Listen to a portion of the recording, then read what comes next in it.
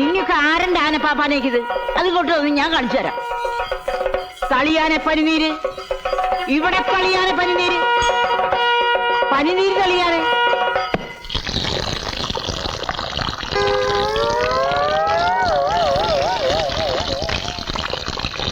പനിനീര് കളിച്ച് പിണ്ടോപ്പിച്ചു. ഇപ്പൊ ഉമ്മറും മെനകേടായപ്പോ നമുക്ക് സമാധാനമായല്ലോ. എടോ, ഈ പിണ്ടൊക്കെ വേഗം ഇവിടുന്ന് പോരി കളഞ്ഞോ, ഇല്ലെങ്കിൽ ചേട്ടൻ വന്ന് കണ്ടാ മതി, തിന്നു കളയും. നിന്റെ ചേട്ടൻ ആനപ്പിണ്ടല്ലേ നില്ലണത്, ഒന്ന് പോടാ അവിടുന്ന്. നീ പഠിപ്പിക്കറ തളിയാന പനിനീര്, അങ്ങോട്ട് തലയാന പനിനീര്.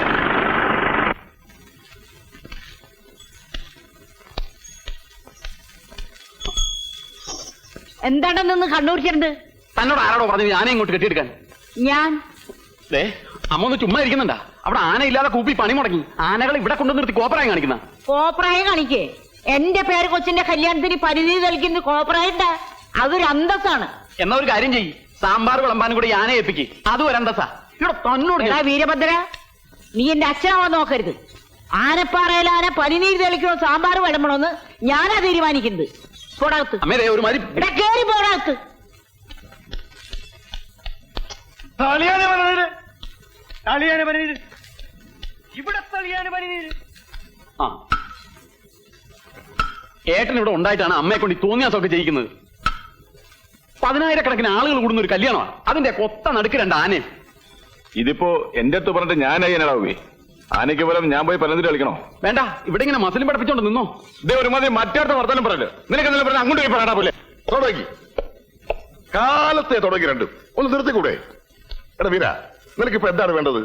കല്യാണ പന്തലിൽ ആന ഉണ്ടായിരിക്കരുത്, അത്രല്ലേ ഉള്ളൂ. അതിലുള്ള പണി ഞാൻ ചെയ്തിട്ടുണ്ട്. എന്ത് പണി? എടാ, ഓരോ കിലോ പഞ്ഞി വാങ്ങി 2 ആനയുടെയും ചെവിട്ടി കുത്തി കയറ്റിയിട്ടാ കൊണ്ടുവന്ന് വിട്ടിരിക്കുന്നത്.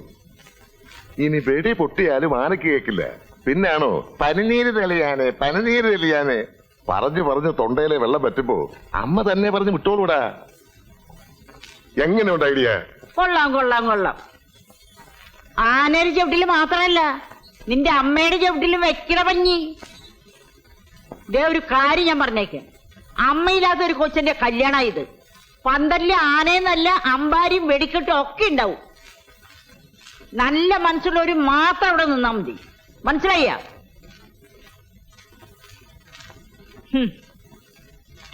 എനിക്കറിയാൻ പാടില്ല എന്റെ ദൈവമേ, കല്യാണത്തിന് വരുന്ന എത്ര എണ്ണത്തിന് ആന ചവിട്ടിക്കൊല്ലുന്നു.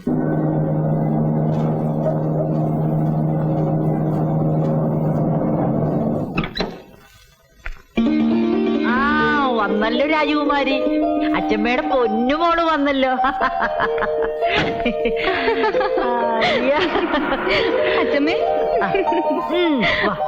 അല്ല, മന്ത്രിക്ക് കോളേജിൽ വലിയ യാത്രയൊക്കെ ആയിരുന്നു കേട്ടു. ഓ, അങ്ങനെ അങ്ങോട്ട് കളിയാക്കണ്ട. ഇപ്പൊ കോളേജിൽ ഇതൊക്കെ പതിവുള്ളതാ അല്ലേ മാലു? പിന്നെ എന്റെ കല്യാണത്തിന് കോളേജിൽ നിന്ന് മുഴുവൻ കുട്ടികളും കൂടി എന്നെ കാറിക്കൊണ്ടുവന്ന് ആക്കായിരുന്നു. ഈ മരക്കൊന്നിനെ കെട്ടാൻ വേണ്ടിട്ട് നിന്നെ കോളേജിൽ നിന്ന് പടയേറ്റ് കൊണ്ടുവന്ന ആക്കണ്. വാ മോളെ. ഇളയച്ച, അച്ഛൻ എവിടെ പോയി? ചേട്ടൻ വക്കീലിനെ കൂട്ടി നിന്റെ മന്ത്രിയെ കാണാൻ പോയിരിക്ക. പോയിട്ട് നേരം കുറെ ആയി, കാണാൻ പറ്റിയിട്ടുണ്ടാവൂല. ഒന്ന് പോടാ നീ, കാണാൻ പറ്റാതിരിക്കുക. അയാൾ എന്താ മാഞ്ഞു പോയ?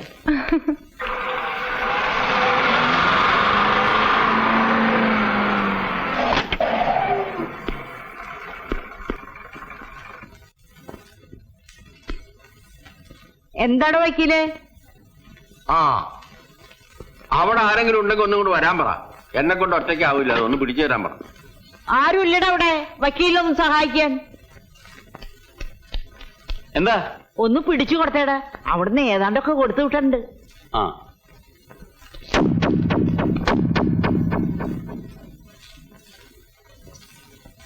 അയ്യോ അച്ഛൻ. നോക്കി കണ്ണുകൊണ്ട് പിടിക്കേ.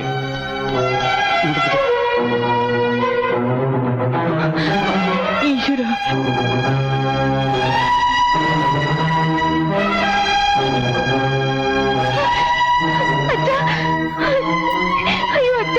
നിങ്ങളൊന്നും അങ്ങോട്ട് മാറി നിന്നേക്ക്, കാറ്റ് കൊള്ളട്ടെ. വലിയേട്ടാ എന്താ പറ്റിയത്? വെള്ളം. ചേട്ടൻ ഒരു ഗ്ലാസ് വെള്ളം എടുത്തോണ്ടേ. ചേട്ടാ, എന്താ പറ്റിയേ?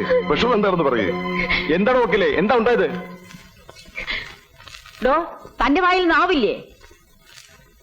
എന്താ പറ്റിയെന്ന് പറ. ഞാനത് എങ്ങനെയാ പറയണത്? തൊള്ളോണ്ട് താനത് പറയണ്ടോ? ഈ കല്യാണം നടക്കൂല.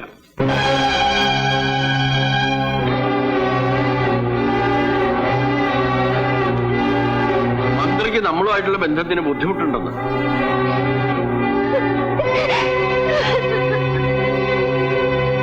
മന്ത്രിയെ കൊണ്ട് അങ്ങനെ പറയിച്ചതാ നമ്മുടെ കൊച്ചിന്റെ കല്യാണം മുടക്കാൻ.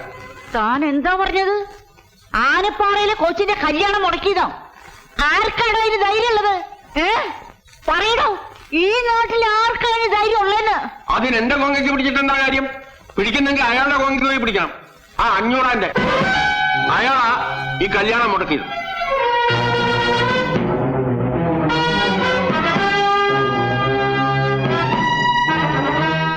MLA കൊണ്ട് 500 പറയിച്ചു.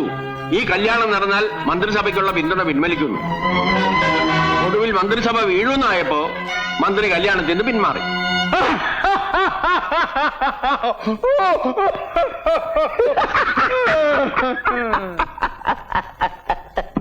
ഈ 500 തോൽപ്പിക്കാൻ ആനപ്പാറക്കാർക്ക് ആഭ്യന്തരമന്ത്രി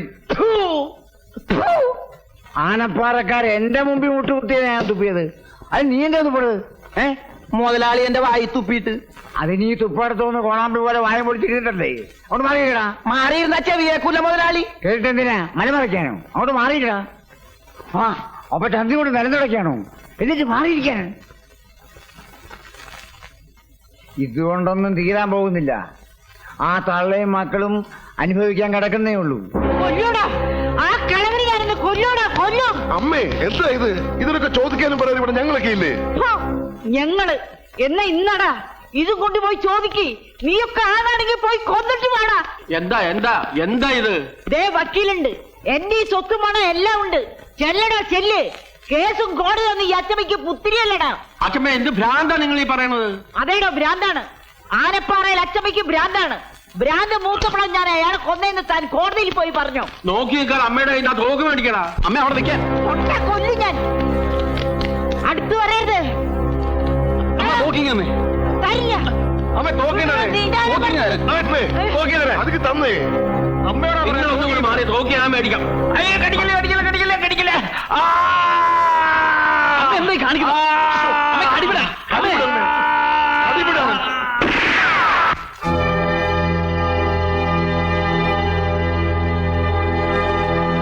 അസലെ ഇതിലും വലിയൊരു അടി അവർക്കിനി കിട്ടാനില്ല. ഇനിയിപ്പോ ഇവിടത്തെ കുട്ടികൾക്ക് സ്വസ്ഥമായി ജീവിക്കാമല്ലോ. ഇവിടുത്തെ കുട്ടികൾ ഇപ്പോഴും സ്വസ്ഥമായിട്ട് തന്നെയാണോ ജീവിക്കുന്നേ?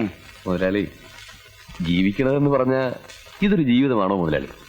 ഒന്നുകിൽ നാട്ടുകാരെ സഹായിക്കാൻ വേണ്ടി തല്ലുണ്ടാക്കുക, അല്ലെങ്കിൽ ആനപ്പാറക്കാരെ തോൽപ്പിക്കാൻ വേണ്ടി തല്ലുണ്ടാക്കുക. ഇതല്ലാതെ അവർക്കും വേണ്ടേ മുതലാളി ഒരു ജീവിതം? വേണ്ട. ഇനിയും ഇങ്ങനെ വാശി പിടിക്കണം. കൊല്ലം 10-20 ആയില്ലേ അതൊക്കെ കഴിഞ്ഞിട്ട്? ഇനിയെങ്കിലും അവന്ന് അവസാനിപ്പിച്ചൂടെ? പഴയതൊക്കെ മറന്നൂടെ? മറക്കണോ? പഴയതൊക്കെ ഞാൻ മറക്കണോ? എന്തൊക്കെയാണോ ഞാൻ മറക്കേണ്ടത്? പറയുന്നു. എന്തൊക്കെയാ മറക്കേണ്ടത്? എന്റെ ലക്ഷ്മി, ഈ വീടിന്റെ മഹാലക്ഷ്മി എന്റെ കൺമുമ്പിലാ വെട്ടുകൊണ്ട് വീണത്. ഈ കൈകളിൽ കിടന്ന് അവസാനം അവൾ പെട്ടഞ്ഞ് മരിച്ചത് അത് ഞാൻ മറക്കണോ? പിന്നെ 14 കൊല്ലം ഞാൻ പൂരപ്പുര സെൻട്രൽ ജയിലിൽ കരിങ്കല്ലുടച്ചത് മറക്കണോ? മറക്കണോന്ന്? എടോ, താനിപ്പോ ചോദിച്ചില്ലേ എന്റെ മക്കൾക്കൊരു ജീവിതം വേണ്ടെന്ന്? അവർക്ക് എന്തേ ഒരു ജീവിതമില്ലാണ്ടായി പോയി? എന്തേ എന്റെ ബാലരാമൻ കല്യാണം കഴിക്കാനത്? എന്റെ സ്വാമിനാഥനും പ്രേമചന്ദ്രനും എന്തുകൊണ്ട് കല്യാണം കഴിച്ചില്ല? എന്റെ രാമഭദ്രന് ശേഷം ഒരു കുഞ്ഞിക്കാലി മീറ്റത്ത് എന്തേ ഓടി കളിച്ചില്ല? പറയടോ, പറയാൻ. ഇതൊന്നും 500 മറക്കില്ലടോ, മറക്കില്ല. ആ തള്ളയും മക്കളെയും നശിപ്പിച്ച് ഈ 500 ശവം ചമ്പലാവൂ.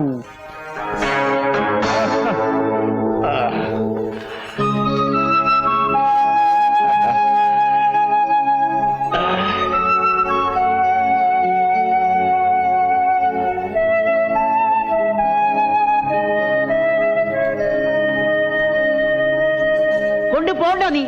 അവന്റെ ഒരു വിശറി. അകത്ത് പറയുന്നത് തീയാണോ തീ? അത് വീശി കെടുത്ത് നീ ആദ്യം. എടാ, നിന്റെയൊക്കെ അച്ഛൻ മരിക്കണവരെ 500 തോറ്റിട്ടില്ല, തോക്കാൻ ഞാൻ സമ്മതിച്ചിട്ടില്ല. നിന്നെയൊക്കെ പ്രസവിച്ച കണക്കിൽ പോലും ഞാൻ വിട്ടുകൊടുത്തിട്ടില്ല. അവിടെ 500 ഭാര്യ 4 പ്രസവിച്ചപ്പോ ഇവിടെ ഞാനും പ്രസവിച്ചടാ, നിങ്ങൾ 4 തടിയന്മാരെ. പക്ഷേ ഇപ്പോഴാണ് എനിക്ക് മനസ്സിലാവണത് 500 ജനിച്ചത് ആണുങ്ങളും എനിക്ക് ജനിച്ചതൊക്കെ ആണും പെണ്ണും കെട്ടവന്മാരാണെന്ന്. ഭൂമി ദേഷ്യപ്പെട്ട കൊണ്ടായില്ല.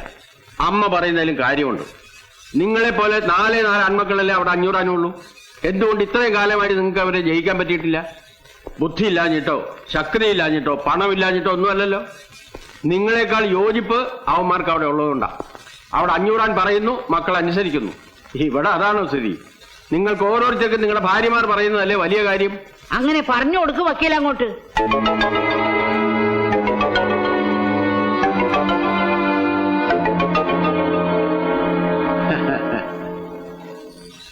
അസലായി ഇതാ പെണ്ണിന്റെ ശക്തി. പോയപ്പോ വാല് പോലെ കൂടെ പോയത് കണ്ടോ? ഇതുപോലെ അവന്മാരും 4 വഴിക്ക് ആകണമെങ്കിൽ അവിടെ ഒരു പെണ്ണ് വേണം. അവിടെ പെണ്ണില്ലാത്തതാ അവരുടെ ശക്തി.